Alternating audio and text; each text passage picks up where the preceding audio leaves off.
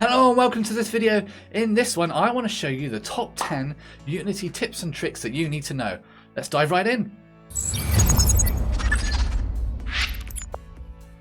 If you're in your project view and looking at some tiny little icons, you can hold the control key and then use the middle mouse wheel to make the view larger or smaller.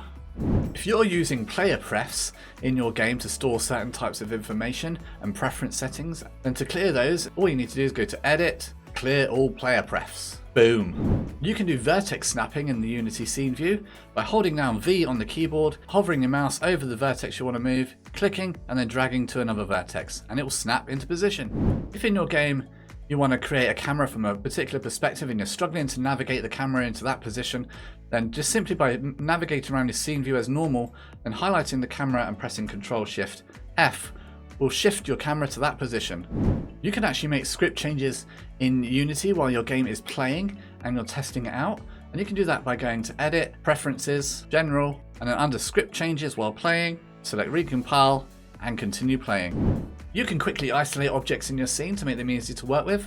By doing that, if you select them in the scene view or the hierarchy and press Shift and H, it will isolate that selection, and then when you want to go back, press Shift and H again. If like me, you're fed up with clicking on the little arrows, then this little trick is cool. If you hold down the Alt key and then click on the arrow, it's going to automatically open up all the child objects inside that parent object you've just clicked on. Did you know you could use string interpolation to make your strings easier to read?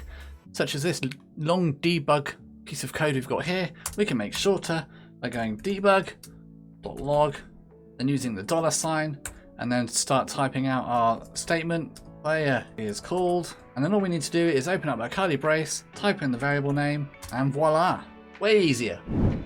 If like me you get fed up of doing edits in play mode and then losing everything that you've done, then you can tell whether you're in play mode or not by going to Edit, Preferences, Colors, and then you can tint the play mode. So under General, Play Mode Tint, set it to a color. The next time you hit play, it'll be obvious that you're in play mode. You've got private variables that you want to see in the inspector and see what their values are during runtime. Then you don't have to do debug.log.